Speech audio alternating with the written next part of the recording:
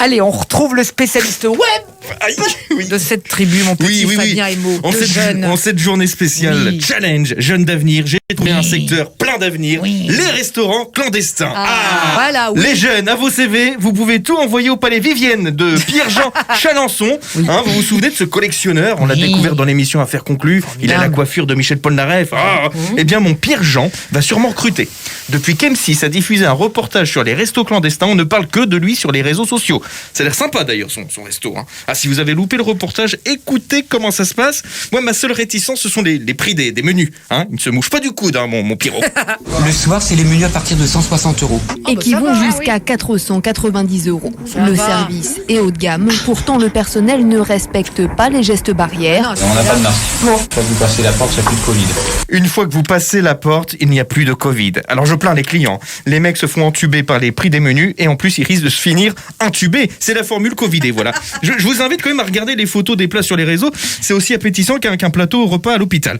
Et ce qui m'a fait rire, c'est que les internautes ont reconnu direct les lieux car M6 n'a pas flouté le décor du resto. Et comme le mec collectionne des objets de Napoléon, forcément. Ça ne passe pas inaperçu. En plus, il a posté plein de vidéos sur YouTube. Du coup, on la connaît, sa collection. Mais dans cette vitrine, tu as les objets de Napoléon. Tu as le chapeau de l'empereur. Là, tu as, par exemple, une de ces tabatières qu'il avait à Sainte-Hélène. L'assiette ici, c'est une assiette du service égyptien. Et c'est un des services les plus rares au monde. Il n'y a que 4 assiettes en main privée, sinon tout le service se trouve à Londres. C'est cette petite assiette très rare. On la voit, je crois, dans le reportage. Coïncidence, je ne crois pas. Pourtant, M6 avait pris quelques précautions. Oui, la voix de Pierre-Jean Chalençon a été trafiquée dans le reportage pour rester discret.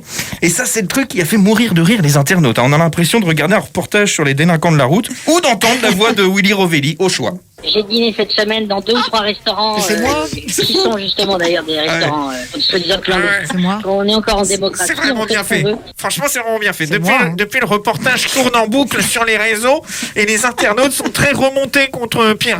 Un mot peut-être pour clôturer ce dossier, monsieur Chalençon. Qu'est-ce que t'aimerais qu'on retienne de toi? J'aimerais qu'on se dise, ce type-là, il a osé. Avoir osé, c'est déjà beau. Oh oui, c'est beau. Merci Pierre-Jean d'avoir osé. Et moi, j'invite tous les jeunes à oser à l'occasion de cette journée spéciale sur France Bleu. Vous pouvez oser dès maintenant sur le site jeunesdavenir.fr. Et ça, c'est du sérieux, les amis. À partir d'aujourd'hui et pendant cette semaine, des entreprises vont déposer des offres de stage, d'apprentissage ou d'alternance. En quelques secondes, vous pouvez vous inscrire et déposer votre CV gratuitement. Jeunesdavenir.fr, le site à mettre dans vos favoris.